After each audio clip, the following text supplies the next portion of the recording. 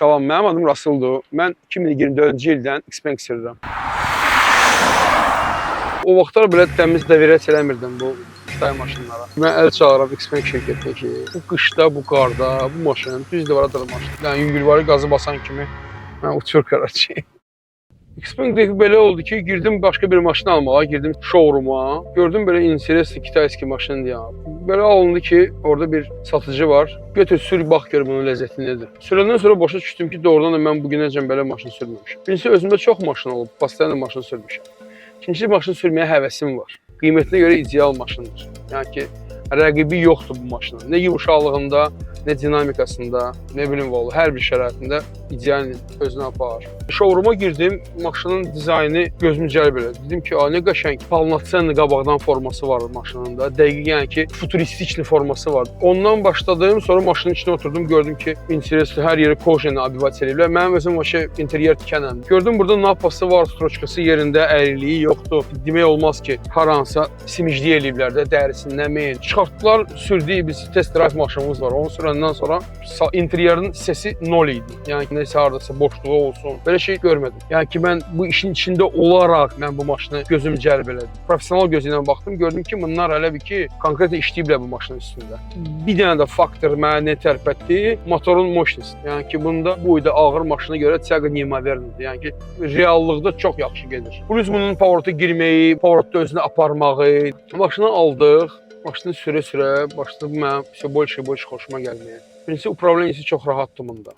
Sesin keyfiyyəti nə desək əgər, burada bir fantastikdir. Mən vaxtikən cavanlıqda bu işlə məşğul olmuşam. Avtomobilin içinə ses quraşdırılmışam da. Və bunun kimi keyfiyyət məlum görməmişdim. Avtomobilin nə xoşuma gəldi? Yəni ki, mən küçənin sesini az eşidirəm. Bunun pnevmatikasını, yəni ki, podveskası, siz hansı formada siz saxlaya bilərsiniz. Steering wheel, rulevой upravleniyyəsi, biz 3 dənə pozisiya seçə bilərik. Sport da var, komfort da var, standart da var. Hansı ki, rulu ağırlaşdırır sportda və o sistem, mən bundan dəyişəndə mən onu istədiyim hər funksiyanı özümə görə nastroyevать eləyə bilərəm. Hansı ki, yəni də bu heç bir BMW-də, Mercedes-də belə şey yox. Sonra sizə deyim, yumuşaqlıqdan danışıram. Bunun podveskası idealdır. Yəni ki, mən çox maşın sürmüşəm, çox maşınım olub. Mən belə düzgün yumuşaqlıq görməmişəm. Avtomobilin içində oturanda hiss eləmirsən ki, asfaltda çatlaq var, nə var. Amortizatorun upravleniyyəsi fantastik. Yəni pavorta girəndə maşının əyilməyi, düzgün pavorta girməyi, bu da amortizatorla svязан olan bir şeydir. O da ideal işləyir. Bir il ərzində mən xoşuma gəlməyən şey qarvırdı,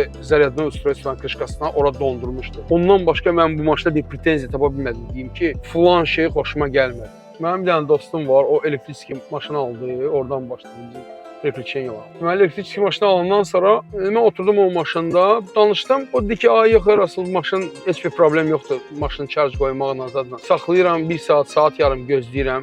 Ondan sonra mən bu maşını görəndə mənə də maraqlı gəldi ki, bu necə ola bilər ki, bu nə qədər dolucu. Mən alanda ələm az idi Azərbaycanda zapravka, yəni ki, hər yerdə yox idi. 2-3 dənə variant elədim də. Birincisi, mən evə götürdüm, zaryadka qoydum. Mən axşam evə gələrəm, maşını taxıram zaryadkaya, səhər-səhər dururam.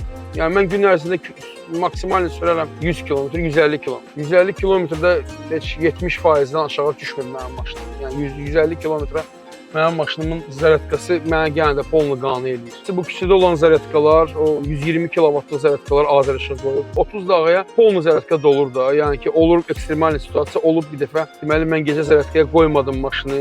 2 gün sürdüm. Uca 50%-ə düşmüşdü. Mənim fikrimdə, ay vaxtsa 1 saat qalacağım küçənin altında zaryadkasız. Gənclikdə McDonald's yanına girdim. Orada 120 kW-lıq zaryadka var. Belə zaryadkaya qoydum, girdim McDonald's-a bir dənə kofe içdim, çıxdım, gördüm ki, dolub maşın. Yəni bu saat bu zaryadkaya qoymaqla da belə bir problem yoxdur. Stokla olan birinci maşınım. Sürət kutusunu yığışdırıblar, kardanı yığışdırıblar. Bu farsınka, zajiganya, benzonasos, benzofiltr. Bunları hamısını ləğv eləyiblər. Bunu ləğv eləmək hələ bir komfort verir maşını sürəndə. Hələ bir priyatlı hisslər verir. Və mən yəqinliklə deyirəm ki, kimsə elektromobil sürsə əgər 2 ay. Mən inanmıram ondan sonra o, yəni ki, öz xoşu ilə otursun təzədən DVS sürsün də, двигатель внутреннего сгорания, Azərbaycanca necədir? Yəni ki, bu bizə rahatçılıq verir də. Bu artıq o mənasız zapçestləri çıxardıb tollayıblar maşının üstünə.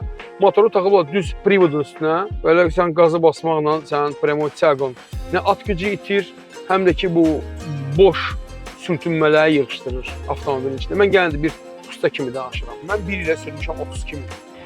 Deməli, rayona getmişəm bu ilə, işlə əlavədə. Mən yəni ki, dayanmıram. bütün gün ərzində həm maşın sürürəm, həm dağa daşa dırmaşıram. Yəni çox situasiyalara salıram bu maşını. Birincisi demək istəyərdim ki, mən əl çalıram Xpeng şirkətinə ki, bu qışda, bu qarda bu maşın düz divara dırmaşdı. Yəni bildiyin düz divara dırmaşır. Yəni bu maşın bu qarda bir dənə yerdə dayanmır. Qəsdən sürüşdürmək istəyirdim, qəsdən istəyirdim drift deyilən şeylər vardı. Yəni ki, maşını yana sürüm. Yəni biraz axan kimi özünü düzəldirdi də, belə fantastik gözünə apardı. Bir knopka da qoymayıblar ki, onu söndürək ki, özümüz biz adrenalinimizi də çıxardıq. Bax bu qəmbər yoldadırsa, mən indi süs çəkirsiniz, mən də sürürəm.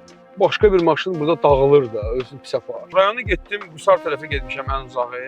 Orada həm zələtka var, özü pis aparsan trasta, yəni ki, sürsən bunu 140-150, mən qaldırdım, 200-əcən qaldırdım. Yəni bu situasiyada akkumulyator tez boşalır. Reallik gözünlə necə boşalır. Tutaq ki, sürsən 100-lə, 110-la, o özü normal apar, zələtkası da getmir. Bunda da özü adaptiv cruise kontroldur, knopkanı basırsan, xətti tutur, özü düz gedir. Qusardan çıxanda çıxdım o təzə platni yola, düz axıracan maşın özü sürür. Prosta prinsipallə dedim ki, görüm inceləsən, akkumulyator necə yiyəcək bu. Mən sənə deyim də, priblizisinə saat, haradasa səhər çıxdım, qoydum 95, 100 eləmədim də 98-ci qaldırdım ki, orada radar olsa belə düşməyim. Şəhərə gəldim, mənim elə bir zapas kodu bir 300 kilometrində var idi. Yəni bunun belə trasta tok yeməyini toka ona görədir ki, sən özün qazı basırsan və öldürürsən batereykanı. Mən yaşayıram saray tərəfdə, gələndə həmişə bu propkanın içinə gəlir. Mən deməli nə edirəm? Mən cruise kontrolu yandırıram, aktiv cruise kontrolu yandırıram. O propkada mənim fikrim qalmır, ay pis saat deyərəm ona, deyərəm buna. Maşın özü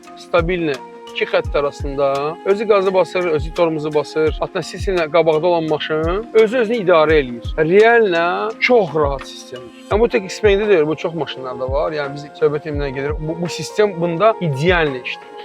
İnsanın ürəyi ola bilirdi, götürmür dedi ki, bu saat deyə bilər, nə ola bilər. Reallə işləyir. O Passat yan burada, bu buna məşət eləyəcək. Özü deyəm.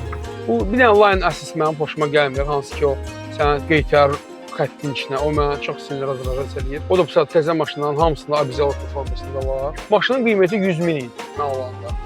100 min az pul deyildi mənim üçün şəxsən və onun üçün də mən maşını alanda ailəmlə bir yerdə getdik. Onu da test drive sürdük, onlar da şokda idilər ki, bu nədir belə. Sizdə orada bir satıcı var, Elnur, o konkretlə mənə podbivasiya edir. Yox, sən elə bir dənə bunu sür, görəcəksən.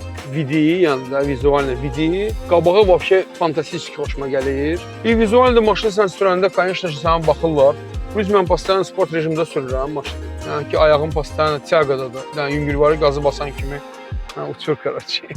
Və hansı maşından belə tiaqanı bassam, bu heç bir maşın bunu dözmür. Yəni bu qiymətin içində bu maşında olan üstünlük heç bir maşın sənə vermir. Mən gün sizə servisdəydim, maşını aparmışdım sizin servisə.